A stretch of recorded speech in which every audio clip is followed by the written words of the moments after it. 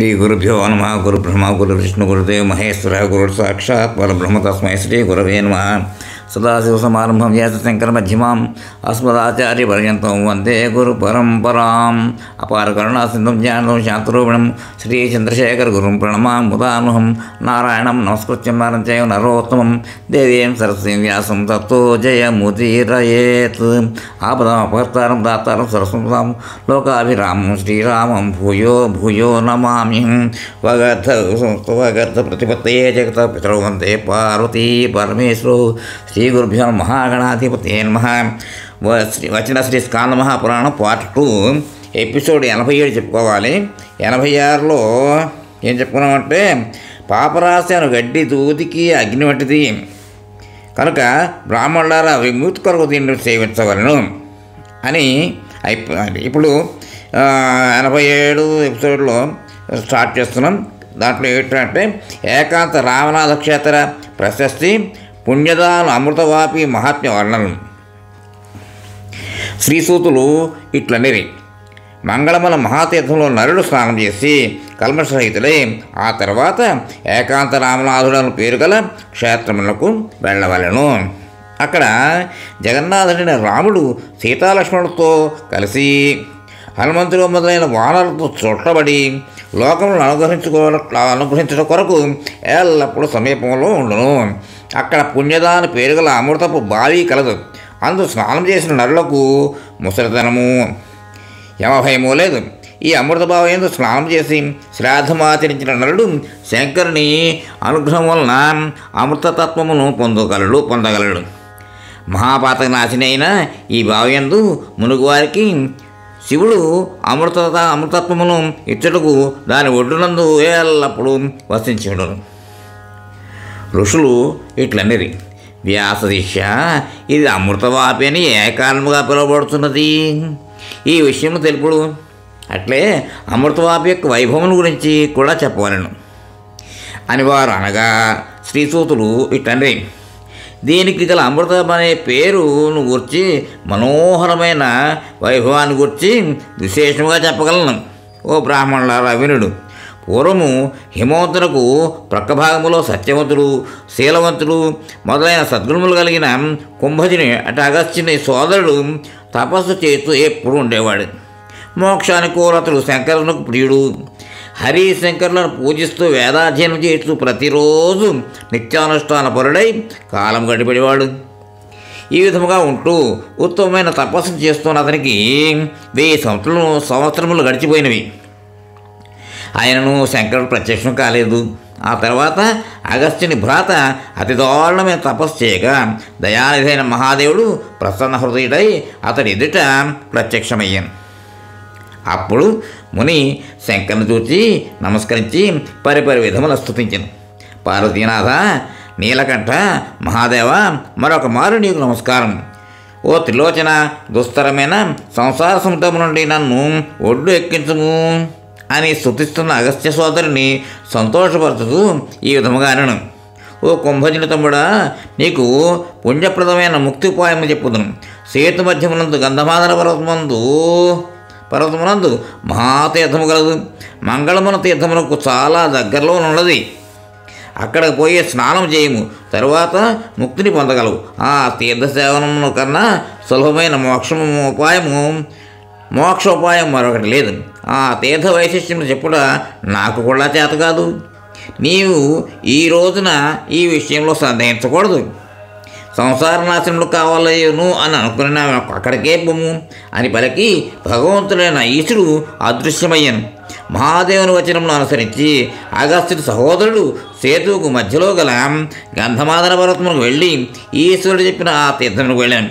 స్నానం చేసిన వారికి ముక్తినిచ్చు ఆ పుణ్యప్రదమైన తీర్థమునందు క్షేత్రములకు అలంకారమైన శుభమైన ఏకాంత రామనాథ అను పేరు గల చోట నియమపూర్వకంగా 3 సంవత్సరములు స్నానం చేశాను. తరువాత 4వ సంవత్సరమునందు మహాముని సమాధి స్థితుడై యోగశక్తితో ప్రాణములను వదిలిన తరువాత ఆ అగస్త్యానుజుడు ఆ శరీరమును వదిలి ఆ తీర్థవైభవం వలన పరమైన ముక్తిని పొందిన. ఆ తీర్థస్నాన వైభవం వలన అశేష దుఃఖం నశించి ఆ మునికి అమృతత్వము సిద్ధించినది.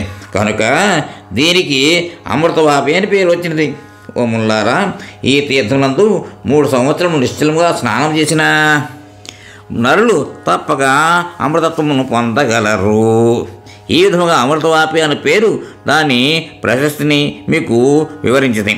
ఓ ఇప్పులారా, ఇంకనూ ఏమి వినదలుచుకుంటుంది అని అడుగుగా వారు ఆ క్షేత్రములకు ఏకాంత రామనాథము అని పేరు ఎట్లు వచ్చిందో వివరించుము అనేది.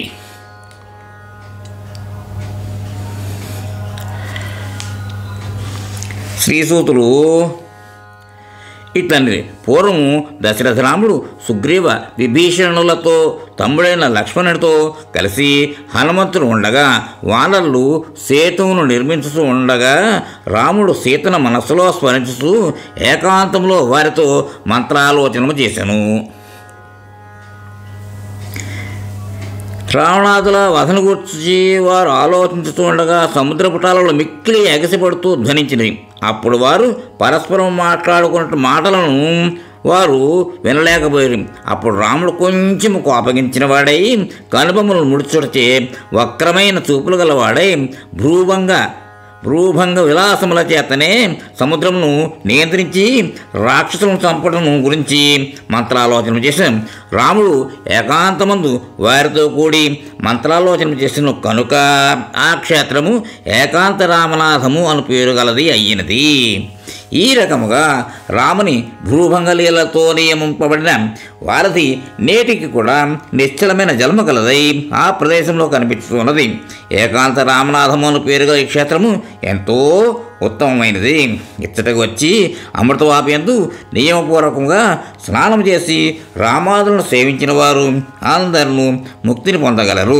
అద్వైత విజ్ఞాన వివేకములు లేనివారు, విరక్తి లేనివారు, సమాధి లేనివారు, యాగాలను అనుష్ఠించుటను వదిలినవారు ఇక్కడ స్నానం చేసి అమృతత్వమును ఓ బ్రాహ్మణులారా పొందగలరు. ఈ శ్రీ స్కాంద మహాపురాణంలో తృతీయమైన బ్రహ్మఖండమునందు సేతు మహాత్మ్యంలోని 13వ అధ్యాయం సమాప్తం.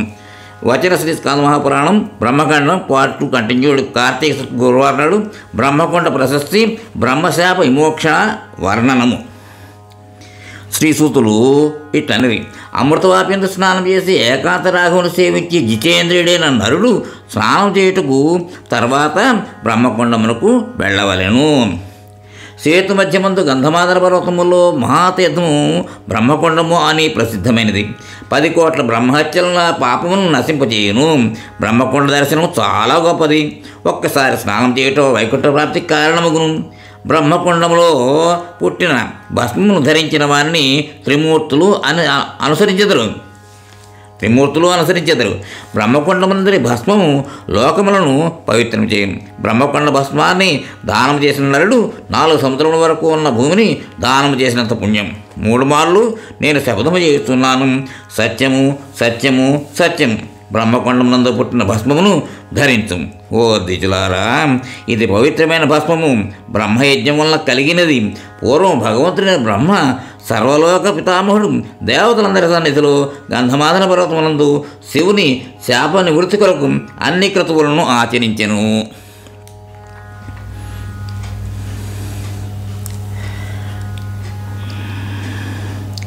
అనేక దక్షిణలు గల అన్ని అధ్వర్ములను శాస్త్ర ప్రకారం చేసి శివుని శాపము నుండి బ్రహ్మ ముక్తుడయ్యను. అట్టి తీర్థమునకు వచ్చి స్నానం చేసిన నరులు మహాదేవ సాహిత్యమును పొందుదురు. ఋషులు ఇట్లనిరి. వ్యాసుని శిష్య భారతీపతిని శంభుడు ఏ అపరాధం వలన శపించినాడు? అతడికి ఎటువంటి శాపమును ఇచ్చెను? దీన్నంతయు యథార్థముగా మాకు చెప్పవలను అనగా శ్రీసూతులు ఇట్లు చెప్పసాగాను. పూర్వము బ్రహ్మ విష్ణువులు పరస్పరము కలహం అయినది. నేనే కర్తను అని ఇద్దరు వివాదం చాలా పెద్దదిగా జరిగింది. అనే వివాదం వాళ్ళిద్దరి మధ్య. వారి గర్వము నశింపజేయుటకు, వారికి ప్రబోధము కలిగించుటకు వారి ఇద్దరి మధ్య స్వయం జ్యోతి అనామయమైన లింగము ఉద్భవించినది. ఆ లింగమును చూచి బ్రహ్మ విష్ణువులు ఇద్దరు పరస్పరము ఆశ్చర్యపడిరి. దేవతలు ఎదురుగా వారు ఒక ఒప్పందమును కుదుర్చుకున్నది. అది ఏమనగా, వారిద్దరిలో ఈ లింగం యొక్క అంతమును చూచిన వారు లోకములో గొప్పవారు. అతడే లోకకర్త ప్రభువు కూడా. నేను లింగం యొక్క అంతమును వెతుకుతూ పైకి వెళ్ళుదును అని బ్రహ్మ చెప్పి విష్ణువును మూలములను వెతుకుతూ కిందకు వెళ్ళమనను. బ్రహ్మ హంసరూపమున, విష్ణువు వరాహ రూపమున బయలుదేరిది. విష్ణువు అనేక సంవత్సరములు క్రింది లోకములు వెదకి తన స్థానమునకు తిరిగి వచ్చి దేవతలతో నేను లింగం యొక్క ఆదిని చూడలేదు అని నిజమును చెప్పాను. కానీ బ్రహ్మ మోసముతో నేను ఈ లింగం యొక్క అంతమును చూచితిని అని అబద్ధము చెప్పాను. మహేశ్వరుడు ఆ బ్రహ్మ విష్ణువుల మాటలు విని అబద్ధము చెప్పిన బ్రహ్మతో నవ్వుతూ, ఓ బ్రహ్మ, నా ఎదురుగా అబద్ధం చెప్పేదివి గాన లోకములో ఎప్పుడు ఎచ్చటను నీకు పూజలు ఉండవు అని పరమేశ్వరుడు విష్ణువుతో, ఓ కమలాపతి, హరి, నీవు నిజమును చెప్పేది కనుక నీకు నాతో సమానమైన పూజ లభించును, ఇందు అనుమానం లేదు అనెను. అప్పుడు బ్రహ్మ విషణ్ణుడై శంకరునితో, ఓ కరుణానిధి, నా అపరాధమును నీవు క్షమించము అనగా బ్రహ్మను ఓదార్చుతూ శివుడు, బ్రహ్మ చెప్పుతుంటేనే వినుము, నా మాట అబద్ధము కాదు. ఓ వత్స, మిథ్యాదోషం పోవుటకు నీవు తొందరగా గంధమాదన పర్వతమునకు పోము, అక్కడ క్రతువులను చేయము, ఆ తర్వాత నీకు శ్రౌత స్మార్త కర్మలలో ఎప్పుడు పూజ లభించును, విగ్రహ రూపంలో పూజ లేదు అని పలికి ఈశుడు అంతర్ధానమయ్యను. తరువాత బ్రహ్మ గంధమాదన పర్వతమునకు పోయి క్రతువుల కర్త అయిన పార్వతీపతిని క్రతువులతో యజించను. ఇట్లు 80,000 సంవత్సరాలు చేసను. అక్కడ చేసిన యజ్ఞములతో ఈశ్వరుడు సంతుష్టుడై ఆయనకు వరమిచ్చాను. ఈశ్వరుడు, ఇక్కడ చేసిన యజ్ఞములతో నీవు అబద్ధమాడిన దోషం పోయింది. ఓ చిత్రానన, శ్రోతస్మాత కర్మల్లో నీకు పూజ లభించును, నీకు విగ్రహ రూపంలో పూజ జరగదు. ఈ యాగస్థలము బ్రహ్మకొండము అని ప్రసిద్ధి పొందును. ఈ తీర్థంలో ఒకసారి స్నానం చేసిన వారికి ముక్తి ద్వారపు అడ్డు ఆ క్షణములోనే తొలగిపోవును. ఓ విధి, నేను సత్యమును చెప్పి తిని. ఇక్కడితోటి ఈ ఎపిసోడ్కి విరామం ఇద్దాం, తర్వాత కంటిన్యూ చేద్దాం. స్వస్తి.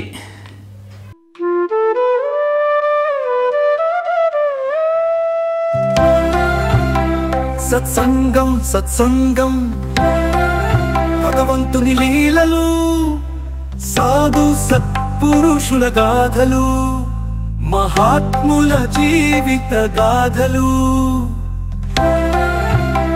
భగవంతుని తత్వం తెలుసుకునే ప్రయత్నమే సత్సంగం.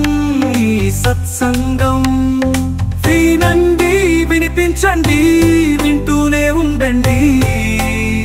సత్సంగం, ఈ సత్సంగం.